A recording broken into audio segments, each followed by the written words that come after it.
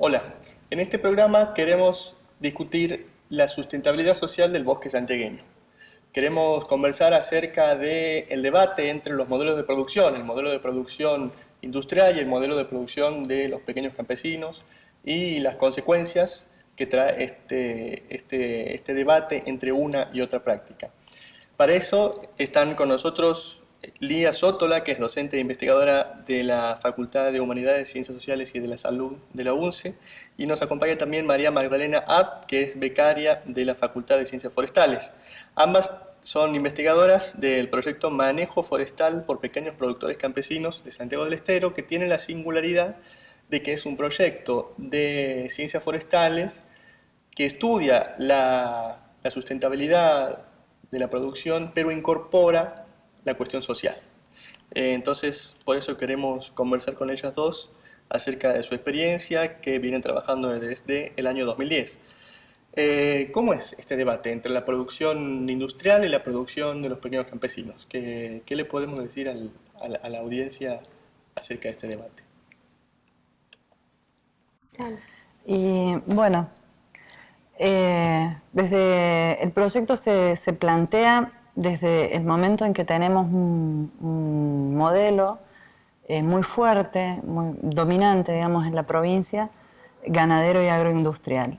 Y desde la Facultad de Ciencias Forestales, viendo, digamos, que el retroceso de nuestros bosques sigue, empezamos a plantearnos, bueno, ¿dónde están los sectores donde el bosque todavía es importante dentro de sus sistemas y cómo podemos apoyar a estos sistemas para que de alguna manera podamos seguir conservando? Y es así que llegamos a ver, ¿sí?, que en el paisaje de la provincia, los lugares donde todavía queda bosque, en su gran mayoría, son paisajes donde dominan las comunidades campesinas. Y así es donde, bueno, entramos a ver si era posible apoyar con manejo forestal como para que esos bosques degradados y con mucha presión de uso pudieran seguir sustentándose de alguna manera en el tiempo, y para eso era necesario, bueno, considerar cuál era la realidad de las familias que vivían en el bosque. De alguna manera vemos que eso ha terminado planteando en el paisaje provincial dos realidades: la realidad sojera, agroindustrial o ganadera a gran escala, y la realidad de familias medianas y pequeñas que subsisten con sistemas tradicionales, diversificados, con producciones tanto para el mercado como para autoconsumo.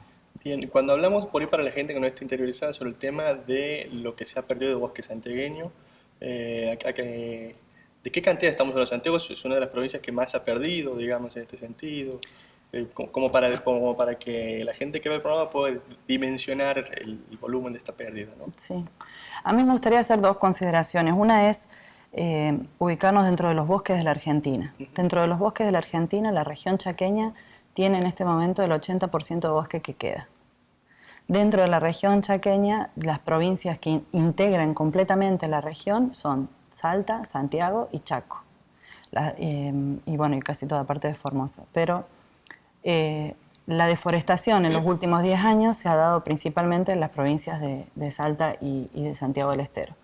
Y dentro de Santiago del Estero, de los bosques originales, se sabe muy poco cuál era la verdadera superficie de extensión que había. Ha habido muy poca investigación y sobre todo relevamiento de cuáles eran las superficies.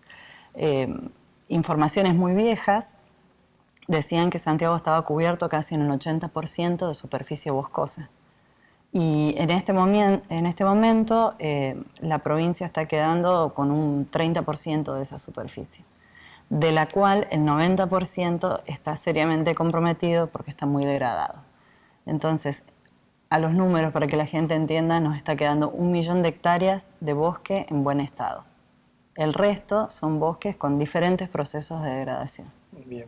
Lía, ¿cuál es la importancia a esta cuestión sobre la producción y el manejo de bosques? ¿Cuál es la importancia de sumarle a eso la perspectiva social, ¿no? Y de ver qué pasa con las personas en esos contextos? Bueno, inicialmente, digamos, el proyecto estaba planteado más desde una visión más técnica forestal, digamos, por eso planteaban esta cuestión del manejo del bosque, de conocer qué tipo de bosque y qué tanto degradado o no estaba. Digamos, esto era en los inicios del planteamiento del proyecto y de pensarse en las posibilidades de orientar ese manejo del bosque para la sustentabilidad. A partir de ir acercándose a las comunidades y de darse cuenta que el sistema productivo está asociado al estilo de vida de la gente, fue incorporándose esta idea de la sustentabilidad con el componente social, digamos, como dándole sentido a la sustentabilidad. Y entonces aparece esta necesidad de plantearse a ver cómo es el estilo de vida de la gente, esto de no disociar que el sistema productivo es una cosa y que es otra cosa, sino que como para todo el mundo, incluso para las comunidades urbanas, el hecho de conocer cuál es el modo por el cual uno vive y cuáles son sus modos de ingresos y demás, tiene que ver con la vida misma de uno, bueno, ha hecho esto, ¿no? De valorar el aspecto social de los sistemas productivos y de ver cómo eso tiene que ver con la sustentabilidad del bosque, ¿no? Y entonces aparece esta idea de pensar en una hipótesis que permanentemente nos da vuelta respecto a si en los espacios donde se está sosteniendo el bosque hay pequeños productores, sin duda pareciera ser que ellos están aportando a la sustentabilidad de ese bosque. Bien, también pensando en definir con claridad algunos conceptos, ¿no? Cuando hablamos de sustentabilidad sabemos que la noción de sustentabilidad ha cambiado. Entonces, ¿cómo podemos explicar esto, la noción de sustentabilidad? ¿Qué queremos decir específicamente?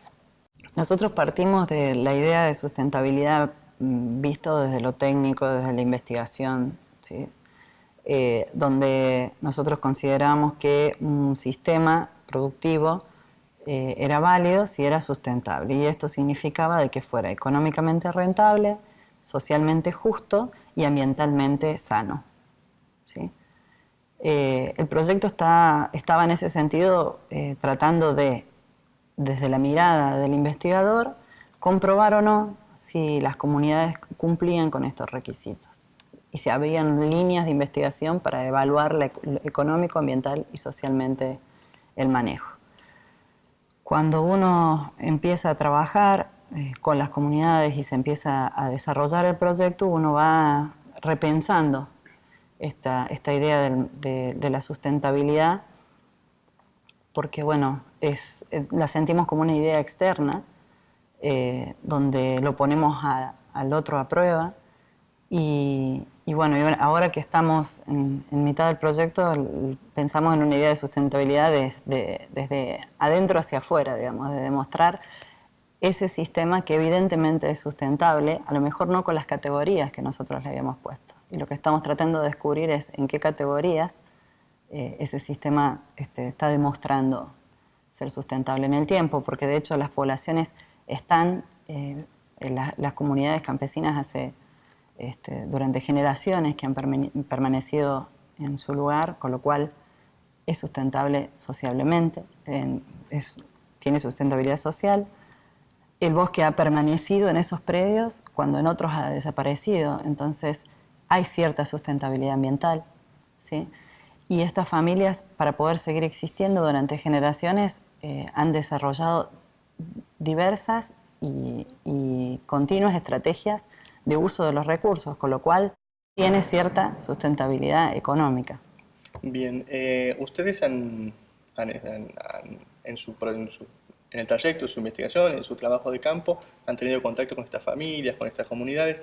Me imagino que el escenario no es homogéneo, sino que se deben encontrar singularidades y distintos tipos de comunidades, distintos tipos de modelos productivos pequeños. ¿Cómo han podido ver esas características, digamos, en su trabajo? Son diversos lugares y a su vez con sus características propias, ¿no? Desde lo ambiental, desde lo forestal, específicamente también. ¿En qué regiones han trabajado? En Ayatuya, en el norte, en el departamento Pellegrini, en Guasallán, Bueno, y en la zona de Salado Centro, digamos, que es allá en Ñatuya y varios lugares más. Bien. Y ahí ustedes encuentran diferentes categorías, digamos, o Sí. diferentes modelos productivos pequeños. Claro, Y sí. distintos también sistemas familiares, ¿no? Ajá. De relacionamiento familiar y de modo de producir y de hacer uso de los diferentes recursos también, ¿no? Que bueno, esto también viene atado, digamos, a esto que planteaba Maggie, de decir cómo hay que recategorizar estas modos de analizar la sustentabilidad, ¿no? Es decir, cuando uno lo mira técnicamente desde afuera, es como que hay una serie de cuestiones que debe cumplirse, ¿no? Si, si no le ingresa tanto dinero o no produce tanto dinero, económicamente no es sustentable.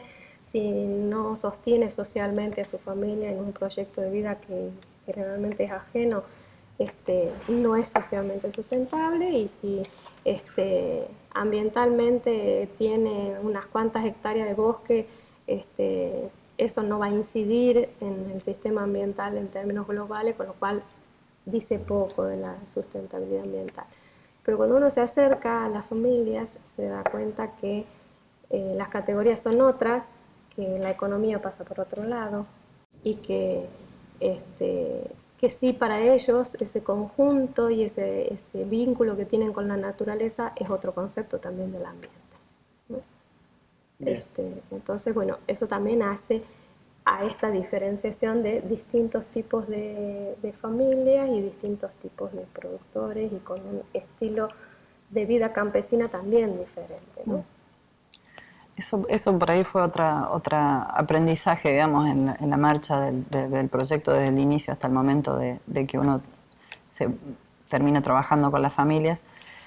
Y es esto, nosotros partimos de una categoría muy general, tratando de trabajar en la selección de estudios de caso en diferentes ambientes, ¿sí? Partimos de la concepción de que ambientes distintos generan sistemas productivos distintos y buscábamos trabajar en predios de comunidades campesinas, suponiendo que las comunidades campesinas eran iguales en los diferentes ambientes. Y pusimos unos criterios muy básicos, bueno, que tuvieran cierta permanencia en el lugar, de que fuera familia numerosa, pero nosotros teníamos la categoría de que el sistema productivo campesino era muy similar. Bueno, cuando uno empieza a conocer a los grupos potenciales de estudio, empiezan a surgir todas estas diferencias de las que habla Lía, ¿no? Bien. Y resumidamente, en estas diferencias, digamos, pensando en historias puntuales, ¿no? De lo que ustedes han podido conocer, de conocer a las personas, algunas historias que podamos compartir de lo que ustedes han visto y han vivido Hay con esas familias que son familias. muy proactivas, ¿no? Que están buscando permanentemente qué actividades hacer en ese entorno, sin alterarlo, conservándolo, pero también teniendo una relación con la naturaleza desde una concepción de que son bienes, ¿no? Con los que uno tiene que poder preservarlos para que puedan ser usados, ¿no? Que también esa concepción va cambiando, ¿no? Esto de la relación de la naturaleza como un recurso o como un bien, Claro, y ¿no? perdón, ¿y de qué tipo de producción estamos hablando? Porque que se producen qué cosas o qué. Y producen Lo básico de los básico. sistemas son ganaderos o cabriteros. Bien. ¿Sí? Eso es lo básico y lo que está destinado a la venta. Sí, hay algunos que tienen algún emprendimiento de agricultura, pero es de autoconsumo, ¿no? Pero bueno, es como que hay familias que son muy proactivas y están permanentemente qué hacer, hacen miel, tienen sus cabritos, buscando si pueden procesar la algarroba para hacer harina. Bueno, es como que van armando un sistema con algún grado de complejidad. Hay otros que viven con una actividad bastante tradicional, lo que venían haciendo históricamente, y ahí se quedan.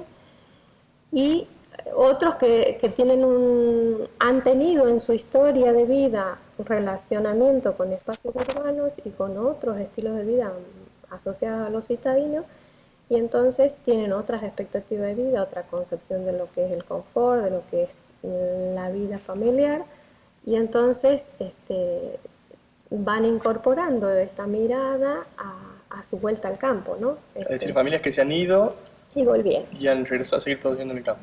Y volvieron, ¿no? Entonces, Y los motivos de su regreso tienen que ver con decisiones de vida, ¿no? Con elecciones en general de vida que han planteado esto de vivir en una ciudad te garantiza ciertos recursos, pero no era lo que querían, ¿no? Sí, en general los que hemos visto que han vuelto han mantenido un lazo constante con la familia. Son esta gente que tuvo que emigrar dentro de los sistemas anteriores porque el sistema ya no alcanzaba para sostener tantos hijos, entonces salen, ¿sí? Normalmente se van a Buenos Aires a trabajar y empiezan a mandar sus remesas, pero mantienen ese contacto familiar pensando en que su estadía en las ciudades es un tiempo y invierten lo que trabajan allá tratando de volver. Ese es uno de los casos. Otros, bueno, son casos de por ahí de familias que han tenido que volver al quedar sin trabajo y bueno, que vuelven a... ¿Y la migración se da a las grandes ciudades o hay migraciones también internas dentro de la provincia? Los sistemas, por lo menos los que estamos viendo, son súper dinámicos en ese sentido. Hay migraciones a grandes ciudades, hay migraciones temporales, sobre todo de los hombres y de las mujeres que pueden trabajar, y hay migraciones, hay sistemas que no tienen toda su familia en el campo, sino que se desdoblan. Claro, como que hay migraciones de partes de la familia que a veces está asociado también a la inserción en el sistema escolar de los chicos, ¿no? Ahora, a este modelo productivo sustentable, o estos distintos modelos que ustedes han podido ver en estas pequeñas o grandes familias, se les enfrenta toda esta cuestión de el desarrollo tecnológico y productivo y el mundo que parece ir en otro sentido, ¿no? ¿Cómo es la relación de estas familias con esta industrialización que avanza por otro lado, ¿no? y que ponen en juego su estilo de vida y sus proyectos y demás cuestiones? Es un gran desafío, ¿no? Porque técnicamente y políticamente ellos no son viables, ¿no? Entonces, a corto plazo, digamos, o a mediano plazo. Entonces yo creo que permanentemente están en el desafío de tener la libertad de vivir donde quieren vivir y de vivir como quieren vivir. Y frente a eso, bueno, aparece también claramente el problema de la tenencia de la tierra, ¿no? En esta cuestión que los atraviesa y que tiene que ver con estos modelos de desarrollo diferentes, ¿no? Como un modelo que les está avanzando con la frontera agropecuaria y ellos reduciendo ese sistema que los demás además afirman que no es sustentable porque no responde a los parámetros, a sus criterios de lo que es sustentable, digamos, a lo que técnicamente, digamos, desde la ciencia es sustentable, y ellos están diciendo que es sustentable para ellos, eligen vivir con ese estilo de vida. O sea, que también tienen un concepto diferente de lo que significa el desarrollo sustentable, ¿no? Sí, además otra cuestión que los atraviesa es cómo los ve la sociedad, ¿no? Cómo las sociedades urbanas más cercanas les está marcando hacia dónde, qué es lo socialmente aceptado, digamos, en lo cultural, en la educación, en un montón de cosas. Entonces son sistemas que están en permanente lucha por existir. Y también se ve diferentes formas de afrontar esa situación. Los que tienen tenencia más precaria son muy vulnerables, ¿sí? La tenencia de la tierra, como dijo Lía, es lo que más atraviesa toda esta historia. Aquí llamamos tenencia precaria, ¿y qué otro tipo de tenencia?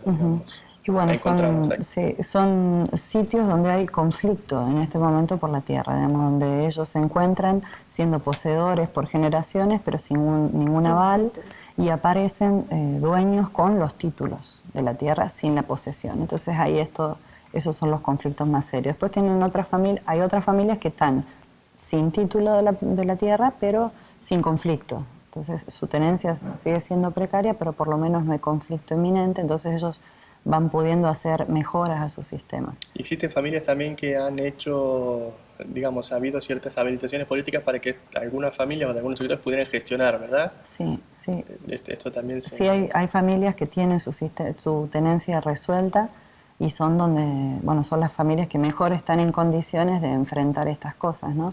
Y ahí entra otra cosa que atraviesa y que permite ir diferenciando también formas de reaccionar a estos modelos, y es toda la organización, ¿no? La organización campesina, entre ellos, entre los mismos campesinos, y también la existencia o no de organizaciones que apoyen, que acompañen, que estén. Y estas son interacciones dinámicas y que cambian los resultados según las organizaciones campesinas, según las organizaciones que están acompañándolos, según la zona.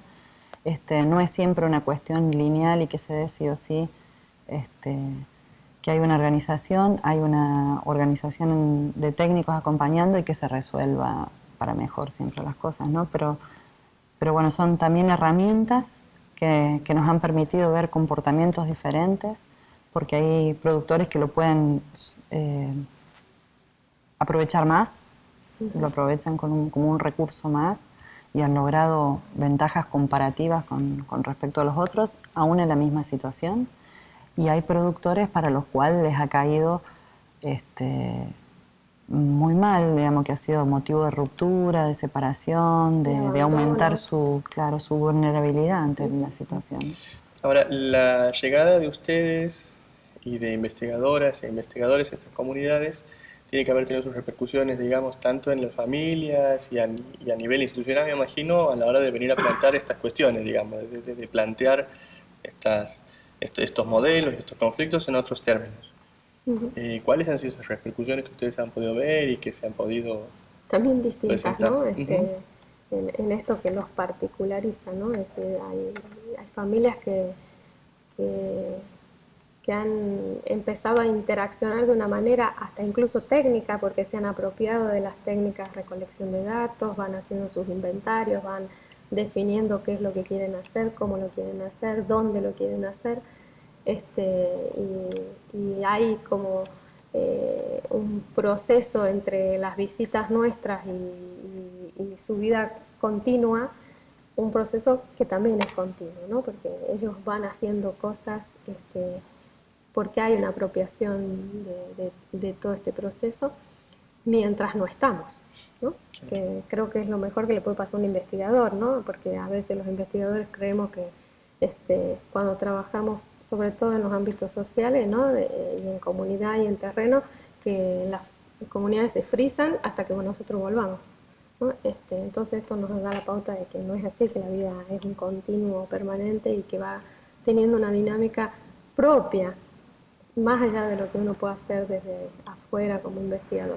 Hay otras familias que todavía miran con sospecha estas cosas, porque tienen un ejercicio de un relacionamiento con equipos externos que en algunos casos no ha sido exitoso. Perdón, me decías que hay familias que miran con sospecha la llegada de técnicos, ¿no? Porque a lo mejor han tenido experiencias anteriores donde no les ha ido bien o no han cumplido las expectativas los técnicos que esperaba esa familia o esa comunidad, entonces como que son cuidadosos, ¿no? Esto que de alguna manera también es una cuestión que uno tiene que capitalizar, ¿no? Porque eso nos da a nosotros la pauta de que ellos tienen claro cuál es su ámbito de dominio, ¿no? Porque nos van poniendo frenos, porque van diciendo, bueno, a ver, ¿no? Pero Y otra cosa interesante que nos ha ido pasando es que las organizaciones nos están convocando. Las organizaciones nos piden que hablemos más, que le brindemos más información. Nos ha pasado, digamos, que era algo totalmente inesperado para nosotros, que pretendíamos quedarnos, sobre todo en nuestros estudios, tener que ir convocados por organizaciones campesinas de todo el NOA o del Chaco, ¿sí? De la región chaqueña, y donde en muchos otros sitios se sorprenden de que la universidad esté trabajando estas problemáticas con ellos y que le esté dando herramientas a ellos para plantearse como una opción de los modelos productivos. Eso los ha sorprendido. Eso tiene como consecuencia que la gente que está acompañándonos en el proyecto se sienta muy contenta y nos demande mayor presencia y acompañamiento en las organizaciones. Eso fue algo que nosotros no no lo teníamos previsto. Nos pasó ahora, recientemente, ¿no? Y donde estas familias así como también sorprendidas de ese entorno y de esa realidad diferente, ¿no? Bien, y por último les pregunto, a partir de la injerencia que ustedes tienen en estas comunidades y de lo que han podido ver y de todo lo que está pasando con su trabajo, ¿cómo se vislumbra el futuro, digamos? ¿Se vislumbra como que este avance del tecnológico y de otros modelos de producción supuestamente más sustentables, como en ese momento, terminen con estas comunidades que resisten, que pueda haber que esta convivencia se sostenga, que se sostenga el conflicto? A ver, si nos atenemos al PEA, ¿no? Al plan estratégico. El plan estratégico agroalimentario, hay como una perspectiva clara, ¿no? Dice, en el 2030 el 60% de la población será urbana y el relacionamiento de los campesinos con el campo será de empleo, ¿no? Entonces, digo, eso marca claramente. Este plan estratégico de Argentina, que se acaba de publicar hace unos meses. Yo creo que este proceso por lo menos nos plantea el desafío de decir vale la pena hacerlo y a los campesinos, como ha pasado en esto que te contaba Maggie recién, de cómo la gente con la que estamos trabajando se ve en el entorno y en relación a lo que está pasando en otras realidades y va reconociendo que tiene capacidad de ponerse a negociar por lo menos, ¿no? Y que bueno, que en ese sentido que la universidad acompañe estas cosas me parece muy fundamental. Sí, yo creo que mucho del futuro incierto que le depara estos estilos de vida está cuánto podamos hacer como sociedad para, primero, vislumbrarlos, para romper ese velo que hace que todo lo que trasciende la ciudad no existe. Y segundo, bueno, por reconocerlo y darle espacios, ¿no? No es una lucha que lo pueda hacer gente sola desde afuera. Y en eso la universidad creo que tiene un gran desafío de compromiso. Bien, muchas gracias. Para terminar, vamos a ir con un resumen de algunas de las ideas principales que podemos tomar de esta conversación y algunas sugerencias para aquellos que quieran seguir reconociendo sobre estos temas, algunas sugerencias de lectura.